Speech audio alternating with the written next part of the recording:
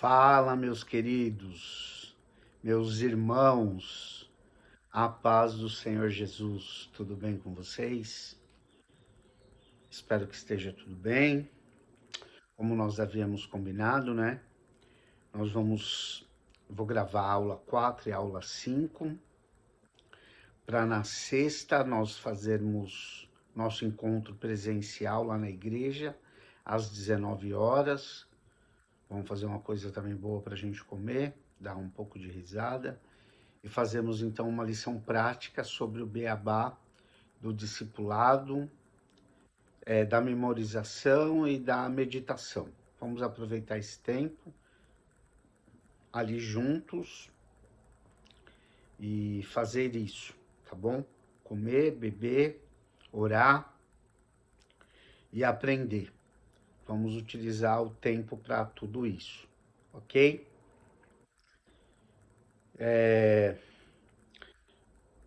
Agora, nesse vídeo, nós vamos falar da lição 4, que tem como título Um Homem da Palavra. Não é um homem de palavra. O homem de palavra é aquele que cumpre aquilo que ele diz, né? Ele fala e cumpre. Esse é um homem de palavra. Um homem da palavra é um homem que anda segundo a palavra de Deus, que anda segundo as escrituras sagradas, que medita na palavra de dia e de noite e não se afasta dela. E tem como regra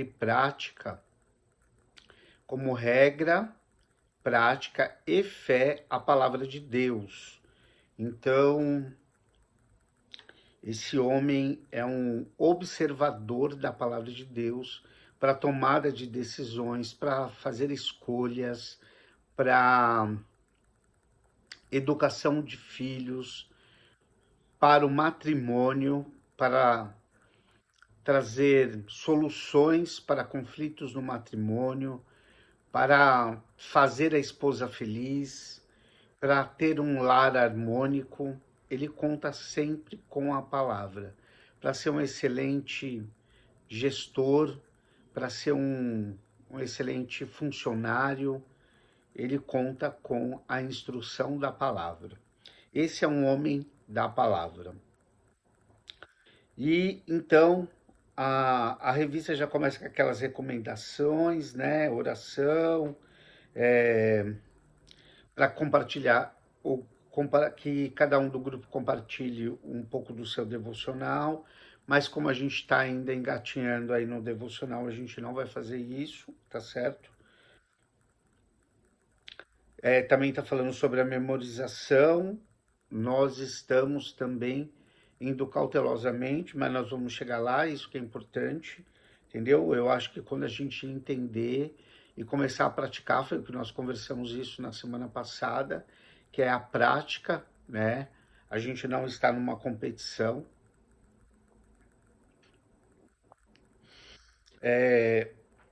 Então, esses tópicos aqui, eles são só de lembranças, né? De atividades, mas a gente pode... uma coisa que precisa ser dito, tá bom? Foi bom lembrar agora. Não dá para assistir o vídeo antes de ler a lição. Então, se você ainda não leu a lição 4, vai lá, lê a lição e volta e vê o vídeo. Porque senão não vai fazer muito sentido para você, tá certo? Aí na página 48 ele começa contando uma história, né? Ele sempre conta uma história para contextualizar. É uma história do homem da palavra. E ele conta que ele tem um amigo, né? Um amigo André, que provavelmente é um nome fictício, né? E que ele foi convidado para ministrar na igreja desse amigo o curso de discipulado, na igreja desse amigo. E aí ele foi, e aí ele faz ali, né, algumas perguntas. Ele faz a primeira pergunta, quantos de vocês têm filhos e querem que eles cresçam seguindo ao Senhor? Aí todos responderam unanimemente que todos querem, é óbvio.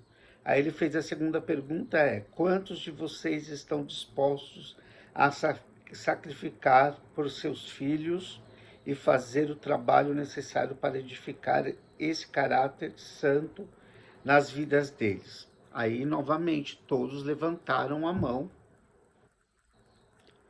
e concordaram que gostariam sim disso. Aí ele faz a última pergunta. Quantos de vocês conhecem 3 versículos das Escrituras sobre educação de filho? Aí, nesse momento, ele diz que houve um burburinho pela sala e ninguém levantou a mão. E aí ele se lembra de Mateus 22, quando Jesus fala, ali no versículo 29, que eles não conheciam as Escrituras. E aí, se nós lermos lá em Oséias, capítulo 4, versículo 6, está escrito assim, o meu povo é destruído. Na João Ferreira de Almeida está escrito, o meu povo perece por falta de conhecimento. Aí o versículo continua dizendo assim, uma vez que vocês rejeitam o conhecimento, eu também os rejeito como meus sacerdotes. Uma vez que vocês se esqueceram da lei, do seu Deus, eu também me esquecerei dos seus filhos. Ou seja, o erro do servo de Deus é se afastar do conhecimento do Senhor, da palavra do Senhor. Esse é o erro que nós não podemos continuar cometendo. Esse é o erro que nós devemos passar e não podemos continuar. Nós precisamos conhecer. Não é só conhecer os versículos, tá bom? Não é isso. Nós precisamos conhecer as Escrituras para que nós possamos vencer, né, os obstáculos do dia a dia, termos respostas, né, possamos não só corrigir, mas possamos também amar de maneira mais correta. Aí ele continua contando a história de que ele frequentemente era convidado para ir nessa igreja quando o amigo dele estava de férias e tudo mais, e ele sempre contava piadas no meio da pregação. E uma das vezes que ele chegou na igreja, e ele foi recebido por um irmão na porta, e esse irmão prontamente recebeu ele com muito amor, muito carinho, e relembrou da piada que ele havia contado no ano anterior. E ele percebeu que o irmão, ele não lembrou das outras coisas que ele havia ministrado. Mas ele lembrou da piada. Ele não lembrou do restante de tudo aquilo que ele havia ministrado, mas ele lembrava da piada integralmente. Isso foi uma decepção para ele, porque a piada, ela só estava ali fazendo um papel de um agente de ligação, né, para a mensagem, né? A mensagem em si não era piada, né? Então isso decepcionou ele. Mas fez ele pensar também, porque criaram, né, criaram-se uma pirâmide do ensino, né? Dos métodos de ensino. Se você vê aí na sua página 50, tem a pirâmide do ensino. Gente, mas aqui está essa pirâmide, e pode ser que para você, você se enquadre no perfil que aprende mais pela palestra, que que só 5% da população, mas você está ali nesse 5%. Talvez você seja daquele percentual de 10% que aprende mais pela leitura. Talvez você seja daquele grupo dos 20% que aprende mais do audiovisual, com slides, sabe? PowerPoint. Talvez você seja daquele grupo dos 50% que aprende mais no debate, porque aqui está escrito discussão, as pessoas já pensam, né, na discussão pública, né? Não, no debate, sabe? Debater aquele tema de maneira saudável, talvez você aprenda mais. Que aqui já empreende 50% da população. Talvez você faça parte dos 75% da população que aprende mais quando no workshop, sabe? Que você vai aprendendo e colocando em prática. A parte teórica, depois a parte prática, teórica e prática, e você aprende mais assim. Ou você faz parte dos 90% que aprende quando está ensinando. Quando você começa a ensinar, você aprende mais. Ou você faz parte dos 90% a 100% da população que memorizar e meditar no aprendizado para você é melhor. Então, assim, essa é uma pirâmide, mas que ela pode fazer mais sentido para você num ponto do que no outro. Entendeu? Porque o método de memorizar, ele foi muito mais utilizado em um período da nossa história. Hoje ele já não é tão mais utilizado. Mas o método de meditar hoje, ele é melhor utilizado. Muito melhor utilizado. Mas precisamos ver o que é melhor para você. E você precisa pensar sobre isso. Entendeu? Para que a gente junto possa encontrar um método para que você cresça mais na palavra e no conhecimento. Tá certo? Eu não posso, aqui ele sugere uma padronização, mas eu já falei isso para vocês. É um autor americano. E na cabeça do estadunidense, eles são padronizados. A maneira de pensar de um americano é padronização. Em todas as coisas há padronização. E na nossa cabeça, do latino-americano, a padronização não funciona. Por quê? Nós somos diferentes em várias... Aqui no Brasil existem... nos Estados Unidos é muito comum assim. Branco é branco. Latino são todos latinos iguais. Todos têm a mesma aparência. E negros são todos iguais. No Brasil, não. Existe uma paleta branca, existe uma paleta parda, existe uma paleta negra. Então tem negro claro, negro moreno, negro retinto. Então, assim, para a gente entender que existe uma variedade na nossa população, por isso que forma o nosso pensamento de diversidade. Então, o que funciona para um pode não funcionar bem para o outro. A padronização aqui pode ser complicada, mas nós precisamos achar o nosso jeito para fazer. Então, eu concordo, entendeu? Que nós não podemos padronizar como o americano está fazendo. Mas nós também não podemos deixar de ter um método para fazer. Então, precisamos encontrar o nosso método e fazer. Eu até estava conversando com o Gilson, e ele falou que vai deixar o discipulado, porque para ele fazer online para ele é ruim. Ele já tem uma jornada de trabalho pesada. E ainda chegar em casa ele não tem tempo de estudar, por conta das demandas dele. E aí ele está precisando decorar, fazer coisas que para ele é bem difícil. Ele não consegue. Eu fui professor dele e eu sei que para ele é difícil, entendeu?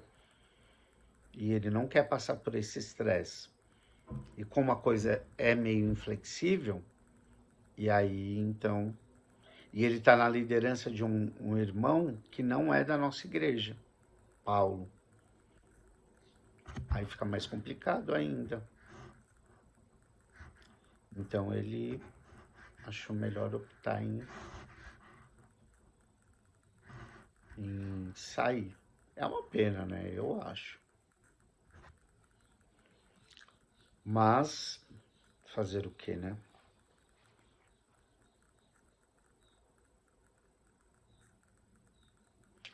Então aqui, tá, importante, né? Para a gente entender a importância da palavra, o apóstolo Paulo fala a Timóteo, no capítulo 3, versículo 16 e 17, que é um texto muito explorado: toda a escritura é inspirada por Deus e útil para o ensino, para a repreensão, para a correção e para a instrução na justiça, para que o homem de Deus seja apto e plenamente preparado para toda boa obra. Quando a gente quer definir se uma profecia, se uma palavra profética, ela é de Deus, a sistematização da profecia, a gente utiliza isso aqui que Paulo fala, né? Que se a profecia, ela teve uma repreensão, ela trouxe uma correção, ela instruiu em justiça, ela levou a pessoa a refletir na salvação, ela trouxe arrependimento. É basicamente o que o apóstolo Paulo fala nesse... Porque, assim, uma profecia de um castelo não faz sentido, né? Se a gente já tem uma morada eterna. Então, a profecia, a gente deve pensar naquela que nos traz de volta a Cristo. Amém? Então é isso que a gente precisa entender. Que a palavra de Deus tem esse fundamento. Ela é útil, ela é inspirada, a escritura toda é inspirada por Deus e útil para nos ensinar como devemos agir, como devemos nos portar, como devemos fazer para a repreensão, para a correção e para a instrução na justiça, para que o homem de Deus seja apto e plenamente preparado para toda e boa obra. Começando um hábito para a vida toda, memorizar as escrituras e meditar nelas. Nós falamos isso a semana passada, que memorizar, a melhor maneira de memorizar algo é, primeiro, falando ele em voz alta. Pega o versículo e começa a falar ele em voz alta. É assim que eu aprendi estudando inglês, né? Pega aquele versículo, escreve num pedaço de papel, numa ficha, como você achar melhor, num post-it, e começa a colocar ele em vários lugares do seu cotidiano. Na tela do seu computador, na gaveta, quando você abrir para pegar alguma coisa ali, está lá escrito, na janela, no espelho do seu banheiro. Você vai colocando nos lugares chaves. Para todas as vezes que você for no banheiro, você vê o versículo lá e você lê. Entendeu? Todas as vezes que você abrir o seu celular, vai ter lá na tela de início. No seu computador, na tela de hibernação, na tela de início, está lá o versículo. Você deixa ele disponível. Então não se torna um sacrifício. Segundo ponto, você precisa entender o que está sendo dito. Você precisa ter compreensão. Então você precisa ler 3 versículos, ou até 3 versículos anteriores e 3 versículos posteriores, para que você tenha compreensão do contexto, quem está falando e para quem está sendo dito, é muito importante para a compreensão, e qual é o objetivo que está sendo dito. Quando você tem essa compreensão, fica mais fácil para você poder decorar. Isso também vai te ajudar na meditação, porque você vai entender o que o autor, inspirado pelo Espírito Santo, quis dizer. E isso, então, vai ser mais forte em você na hora de você refletir, na hora de você pensar, na hora de você ficar ali no seu a sós com Deus, no seu momento com Deus, no seu devocional. Então, isso vai te trazer frutos, entendeu? Então, é importante entender também o que está sendo dito para que você possa compreender o que para que você consiga decorar e você consiga meditar. Então, esse método que eu passei para vocês, ele é muito útil, tá bom? E sem estresse, tá bom? Sem estresse. Não vai ter prova oral, não, da decoração. Você, olha, eu decorei, queria falar. Legal, vamos fazer, que isso é legal. Eu decorei e quero falar, entendeu? Eu decorei e quero falar. É legal. Isso é importante, tá bom? E aí você vai decorando. A gente vai fazendo ao longo das semanas, e a gente vai fazendo o devocional, e a gente vai fazendo isso. Isso vai nos motivando, tá certo? Aí ele coloca aqui um estudo bíblico, um homem da palavra. Estude os versículos a seguir, anote o que cada um diz sobre ser um homem da palavra. Aí o primeiro é Colossenses 3,16, que a palavra de Cristo habite plenamente em vocês, ensinem e aconselhem uns aos outros com toda a sabedoria. Cantem salmos, hinos e cânticos espirituais a Deus com gratidão no coração.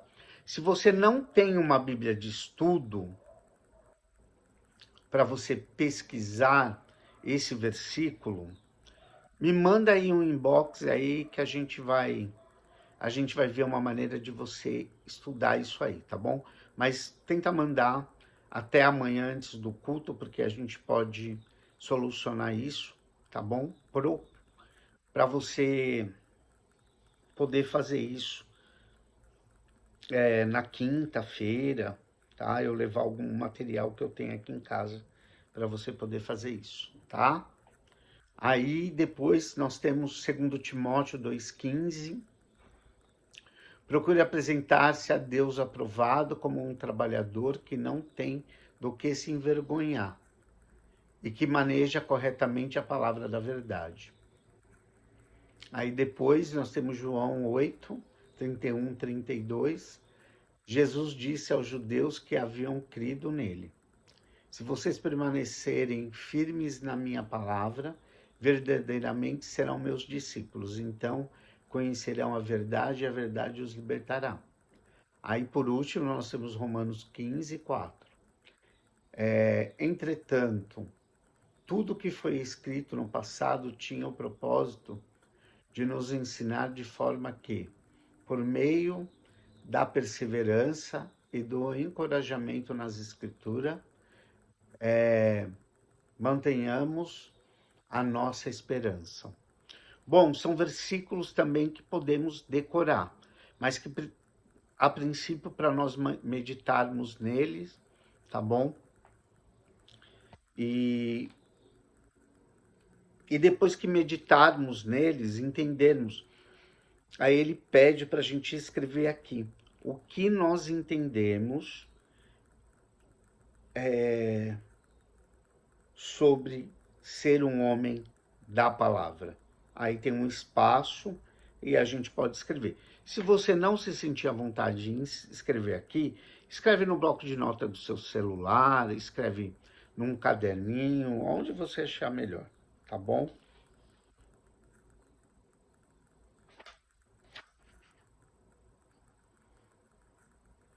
Aí depois ele faz duas perguntas, né? Você se sente preparado para enfrentar os desafios da vida como homem? Porque sim ou porque não? Se você se sente, bom, eu acho que para mim, Pastor Cícero, Fernando, né, Nivaldo, não faz, né, muito sentido essa pergunta, né? Porque nessa altura do campeonato, né, a gente não tem mais escolha, né? Nós estamos sim, né? Nós não temos mais escolha, né? Já estamos preparados, queira ou não queira. Mas, brincadeiras à parte, né? É brincadeira, mas nós precisamos estar, né? O Daniel é um homem mais jovem, mas com muita responsabilidade. E o Diogo também, com muita responsabilidade. Mas é como nós nos sentimos, tá bom? De verdade. Os desafios são grandes, mas é como nós nos sentimos, tá? E aí, a segunda pergunta é: que chances um homem tem de conseguir lidar com tribulações se não conhecer essas verdades? Olha, eu vou te ser sincero. Eu me faço essa pergunta frequentemente. Como alguém consegue suportar tantas lutas sem Jesus na vida? Eu não consegui entender. Eu, Valmir, não consegui entender, tá? Não consegui entender. Por quê? É muito difícil mesmo. Porque com Cristo não tem, não é fácil. Imagina sem Jesus. É um desafio muito. Aí nós temos aqui a tarefa para a próxima semana. Mas como nós vamos começar de fato nossos devocionais a partir de sexta, a gente depois recapitula essas atividades, tá bom? Mas eu peço para você que você já esteja meditando aí nas palavras, colocando elas aí, já começa a decorar alguma coisa que seja, sabe? Algum texto. Texto que você goste, tá bom? Um texto que você goste, um versículo que você goste. Não precisa ser o versículo. Ele pediu para ser esse versículo. Eu não vou ser o ditador aqui do grupo, tá bom? Pode ser um versículo que você goste, você escolha, tá? Mas escolha aí, pelo menos um. Hoje é terça, né? Vamos escolher um por dia só, tá bom? Vamos colocar um para terça para quarta, um de quarta para quinta e um de quinta. 3 versículos, tá bom? 3 versículos. Escolha 3 e vai tentando ter entendimento a respeito dele, ter a compreensão dele, depois medita nele o que ele quer dizer, qual a profundidade, depois você faça perguntas para ele, o tempo, quem foi que escreveu, quem é o autor, para quem era o povo direcionado. Aí você começa a fazer essas perguntas, qual era o objetivo de ter escrito isso, aí depois de ter pensado sobre tudo isso, aí você tira um tempo com Deus a respeito desse versículo, e depois você começa a escrever o que você entendeu, e aí você vai meditando ele de hoje para quarta, aí depois de quarta outro versículo para quinta, e de quinta para sexta outro versículo, tá bom? Então é isso, pessoal, a lição 4 é essa. Espero que tenha sido bênção e nos vemos na próxima lição. Deus abençoe.